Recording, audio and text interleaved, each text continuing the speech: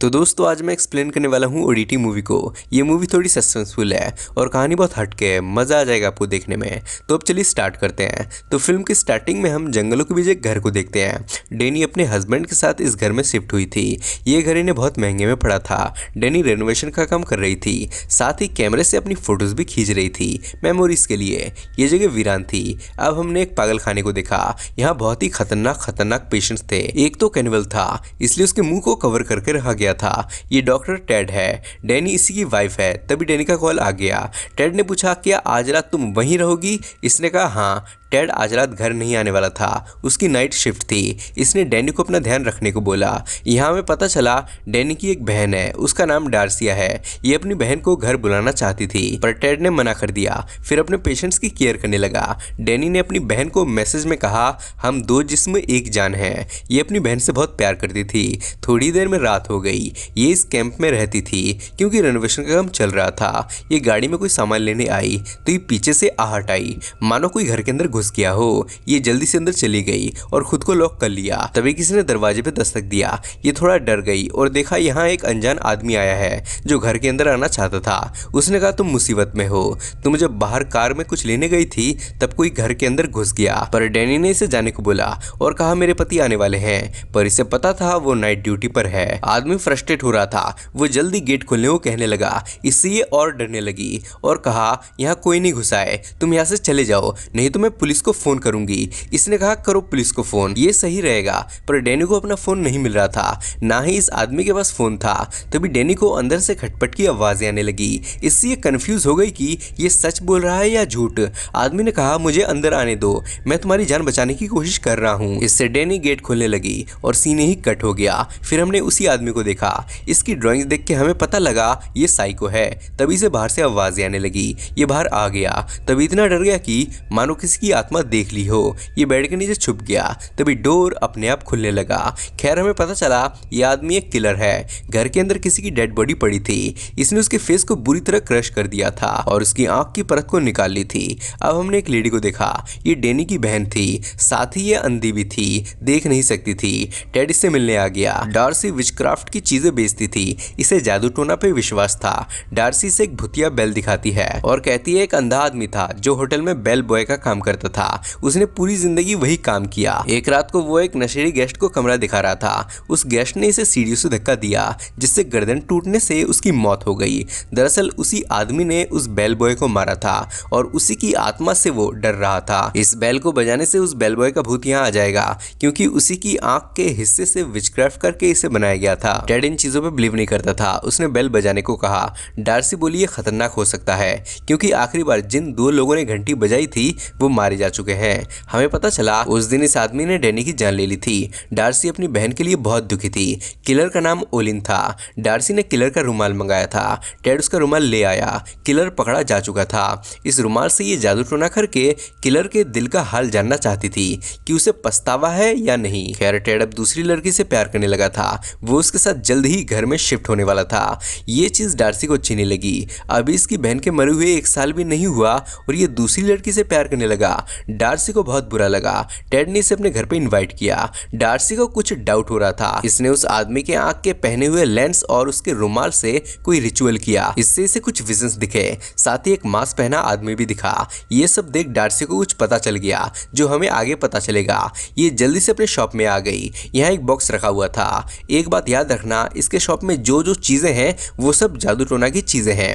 ये इस बॉक्स के साथ कोई रिचुअल करने लगी जो कामयाब भी हो जाता है। टेड के इस न्यू गर्लफ्रेंड का नाम याना था। टेड हमेशा रात में ही ड्यूटी करता था। इसे अकेले रहने में डर लगता था। इसे नींद नहीं आती थी। इसने कहा मैं जल्द ही डे शिफ्ट करा लूंगा। याना डैनी के कैमरे की फोटोज देखने लगी। टेड डैनी की कोई फोटो नहीं रखना चाहता था। इसके रवैये से हमें पता चला डैनी के मौत का इसे कोई दुख नहीं है। याना ने रात में घर की फोटोज ली थी जिसमें डैनी की आत्मा भी आ गई थी। शायद वो भूत बन गई है, पर इसे इन चीजों पे विश्वास नहीं था। याना ने कहा कल रात को जब मैं सोने जा रही थी तब तब मुझे पीछे से आवाज आई। उसका भूत मेरे सामने खड़ा था, पर इसे विश्वास नहीं हुआ। याना इस घर में नहीं रहना चाहती थी। जब तक तुम डे शिफ्ट नहीं करा लेते तब तक मैं अपने अपार्टमेंट में ही रहूंगी, ये मान गया। डार्सी ने सुबह ये बॉक्स भिजवाया था। ये वही बॉक्स था जिस पर उसने रिचुअल किया था।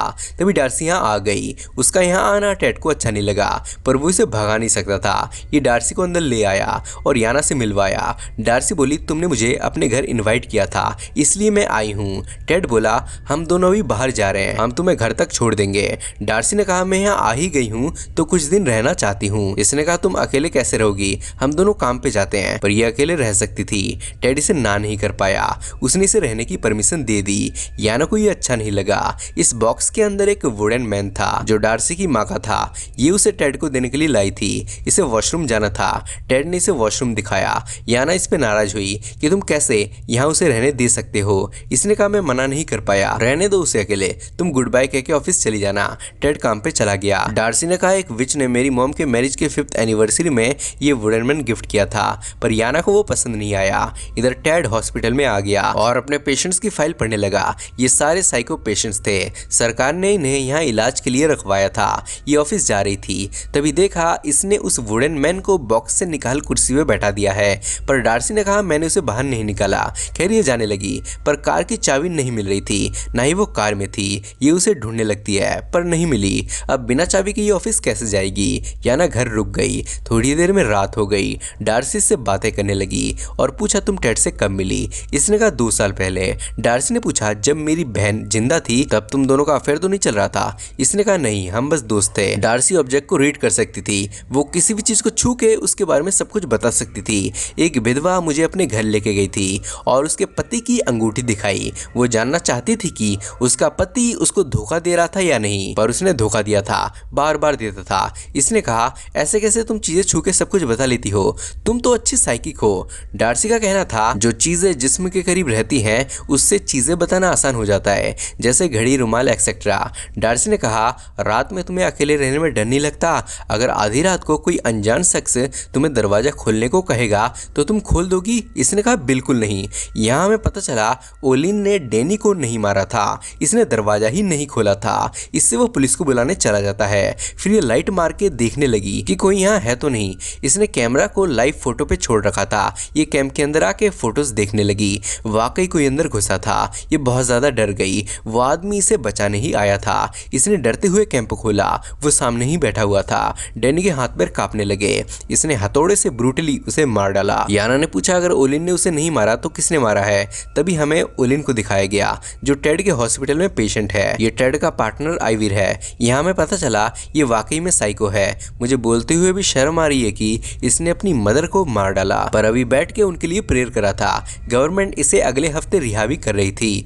आइविर ने इसे चुपचाप बेड पर सोने को बोला। इधर इसने पूछा, तुम्हें कैसे पता कि ओलिन ने डैनी को नहीं मारा। इसने विचक्राफ्ट से पता किया था। इधर टेड आइविर के साथ शतरंज खेल रहा था। आइविर ने कहा, तुमने मुझे बताया नहीं था कि तुम्हारी वाइफ डैनी की जुड़वा बहन भी है। मैं उसके शॉप में गया था, मैंने वहां तुम्हारी वाइफ की आत्मा को देखा।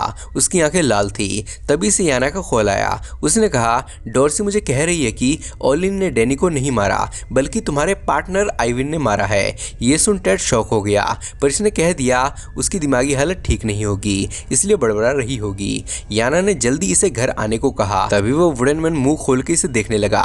डर के मारे फोन नीचे गिर गया। इसने दोबारा देखा तो वो सीधे बैठा हुआ था। इसे लगा वहम होगा। डार्सी सो रही थी। इसने फोन उठाया और इस डमी को देखने लगी। सर पे 5 होल्स थे, बीच में कोई सिंबल बना हुआ था। होल के अंदर इसे किसी का बाल मिला। फिर डॉर्सी और डैनी की बचपन की फोटो।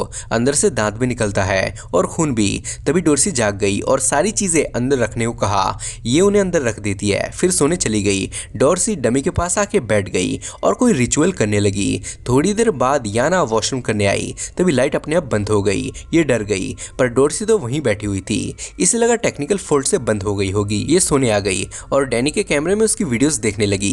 तभी उसकी आत्मा वीडियो में आ गई। वो इसे देख रही थी। ये बहुत डर जाती है और कमरे से बाहर आ गई। इसे उसके कदमों की आवाज आने लगी। इसने चाकू उठा लिया और डॉर्सी को उठाने लगी तो ये बॉक्स अपने आप बंद हो गया। इसने डरते हुए बॉक्स खोला। अंदर कोई नहीं था, पर इसे वहां अपनी कार की चाबी मिल गई जो ऑब्वियसली डॉर्सी ने रखा था। ये जल्दी बाहर आ गई। तभी घर की लाइट चली गई और इसे डैनी का भूत दिखने लगा। ये जल्दी यहाँ से भागी। डैनी ने इसे इसे कुछ नहीं किया क्योंकि इसने इसका कुछ बिगाड़ा नहीं था। खैर थोड़ी देर बाद टेड घर आ गया और डमी को देखा, फिर ऊपर आया। याना तो भाग चुकी थी। डॉर्सी ऐसे बैठी हुई थी। ये पूछने लगा याना कहाँ है। इसने कहा डैनी ने उसे डरा के भगा दिया। तुम्हारे पार्टनर आइविन ने डैनी को मारा है। तुमने ही उसे मारने को कहा था।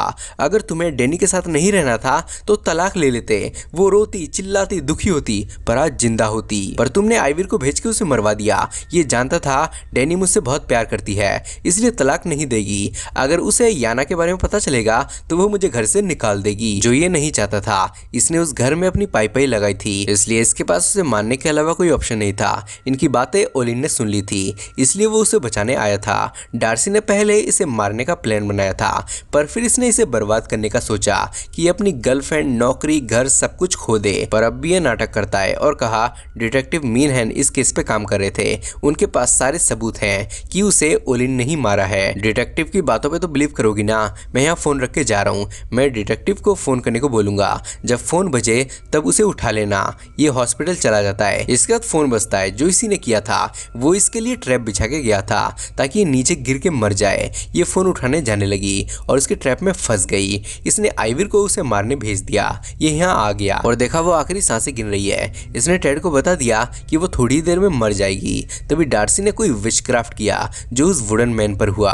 वुडन मैन इसे मारने को आने लगा। ये भागने लगा, तभी ऊपर से नीचे गिरने से इसकी टांगे टूट गई। वुडन मैन ने इसे पकड़ लिया और बहुत मारा। फिर जब इसे होश आता है तो ये हॉस्पिटल के बेड पर बंधा हुआ था। टेड ने ही इसे बांधा था। इसने कहा वो वुडन मैन मुझे मारने को दौड़ा था। टेड ने कहा वो बस एक लकड़ी का पुतला था जिसे मैंने जला दिया था।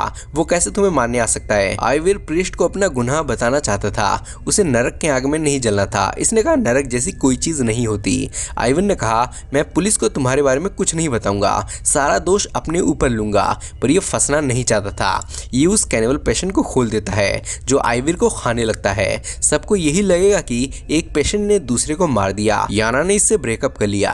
वो इस भुतिया घर में नहीं रहना चाहती थी। गेट पे इसे पार्सल मिला जो डार्सी ने दिया था। वो मरी नहीं थी, उसकी जान बच गई। बॉक्स के अंदर इसे वो भुतिया बेल मिला। इसने उसे बचा दिया पर कोई नहीं आता। इससे हंसने लगता है पर वो आ जाता है और अब हमें पता है आगे क्या होने वाला है। यही द एंड हो गया। तो कैसी लगी आपको इस फिल्म की कहानी। मूवी थोड़ी सस्पेंसफुल थी, बाकी मूवी को देख के डर तो बिल्कुल नहीं लगा। आपका क्या कहना है इस मूवी के बारे में कमेंट बॉक्स में जरूर बताइए। चैनल को सब्सक्राइब करके हमें सपोर्ट करिए। मैं मिलता हूँ आपको दूसरे वीडियो में, तब तक के लिए बाय।